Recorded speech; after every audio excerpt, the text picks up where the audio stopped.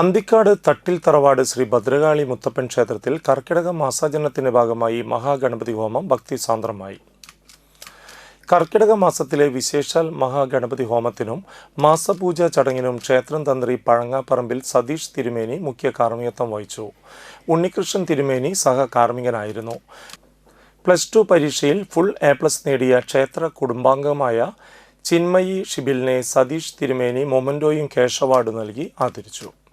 തുടർന്ന് അന്നദാനവും ഉണ്ടായിരുന്നു. ക്ഷേത്രം ഭാരവാഹികളായ president Shibil, secretary Sheena Raju, treasurer Dilin, Sajeevan, Shibu, Preman, Shailaja, Bindu, Vasanthi, Ranjitha, Chandrika എന്നിവർ നേതൃത്വം നൽകി.